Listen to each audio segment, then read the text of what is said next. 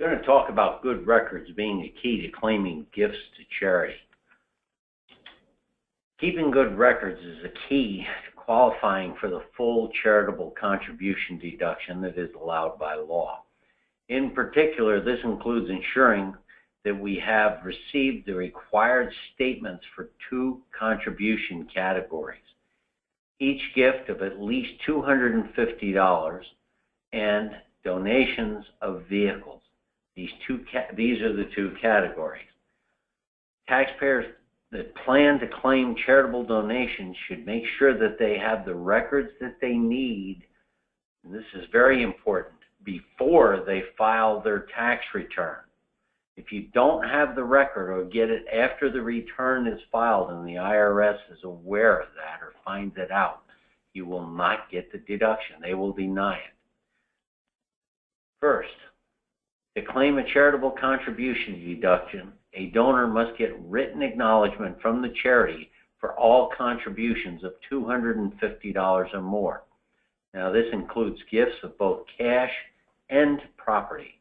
For donations of property, the acknowledgement must include, among other things, a description of the items contributed. Normally, the organization will not give you a listing of what you donated. They will only give you a receipt. It is up to you to make sure you have an inventory of what was donated, and then you have to figure out the values for it. You can get the values from a website called www.satruck.org. That's the Salvation Army, and the IRS will accept their values.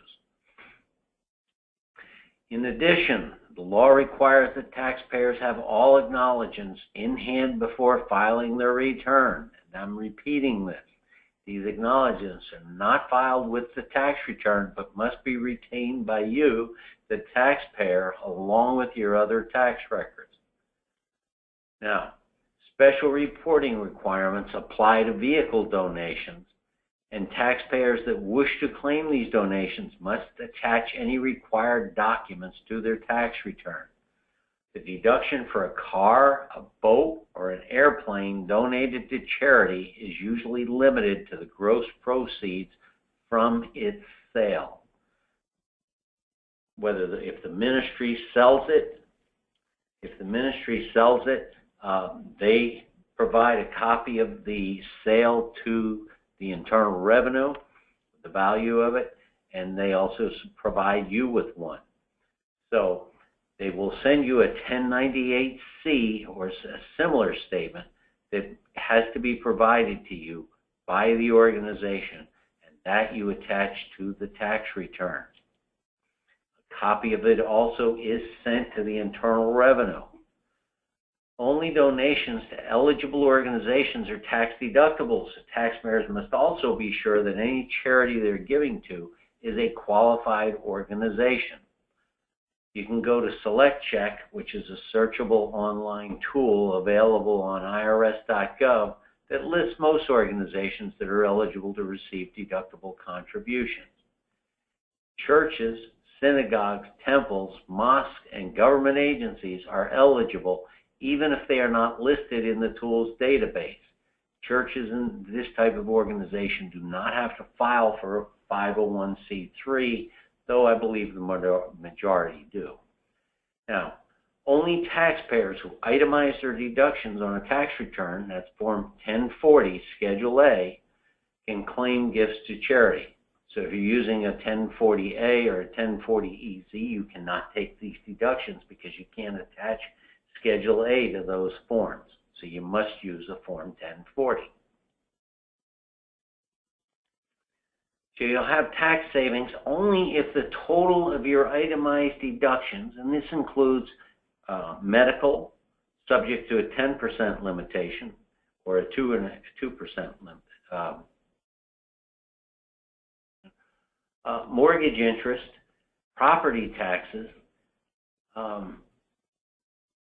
you add your charitable donations, miscellaneous deductions that are subject to a 2% limitation. And if the total of all those add up to more than your standard deduction, then The difference is your gain on your itemized deduction. So if you had itemized deductions of $14,000 and your standard deduction was $12,000, you'd have a benefit of $2,000 extra in deduction by itemizing. But if your itemized deductions only came to $8,000, then you would use the standard deduction of, say, $12,000.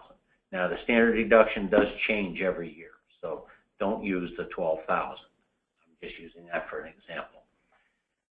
In addition to Schedule A, taxpayers who give property to charity usually must attach a special form for reporting these non-cash contributions.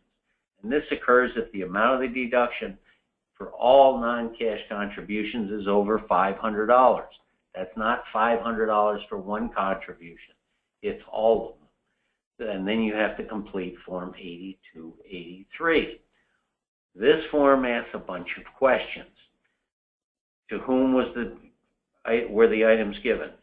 Give us a list of the items. What was the condition of the items? What was the original cost of the items? What is the value of the donation?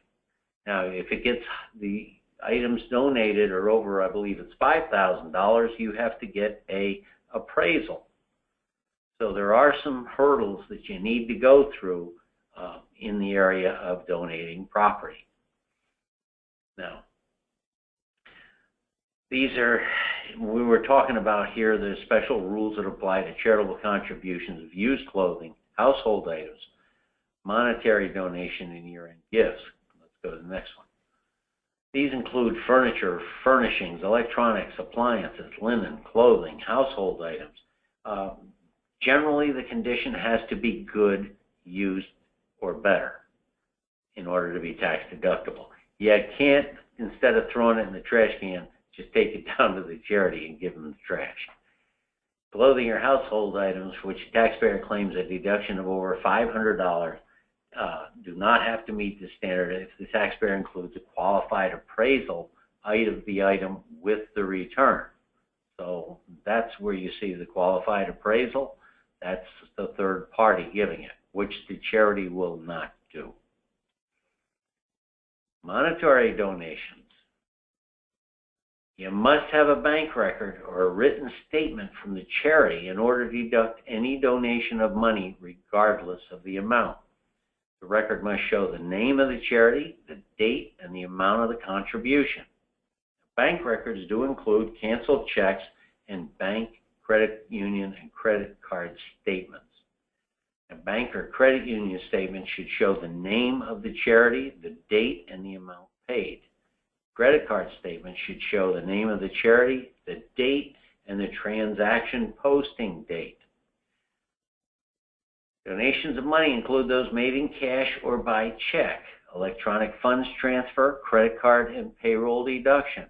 For payroll deductions, the taxpayer should retain a pay stub, a Form W-2 wage statement that documents it, or other documents furnished by the employer that show the total amount withheld for charity, along with a pledge card showing the name of the charity.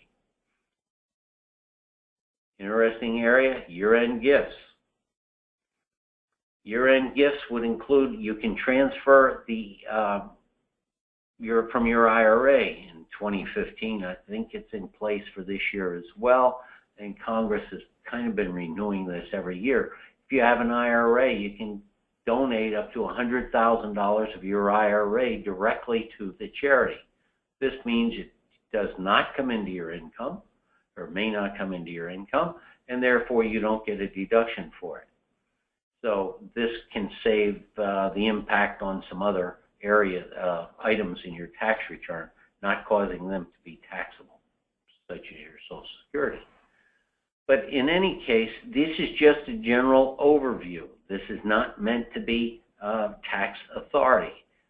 We recommend that if you have questions, call the office to set up an appointment with a tax and accounting specialist. You can reach us at 561-744-9547 or go to www.smartplanjupiter.com. Keep in mind, everybody's situation is a little bit different, and this is why you need a tax coach or You may need to do some tax planning for year-end gifts.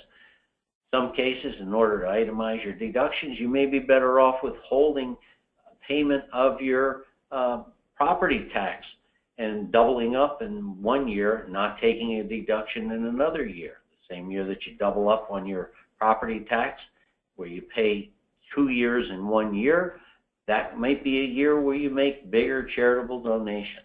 So there are things that we can do to help plan in order to maximize your deduction. So remember, 561-744-9547.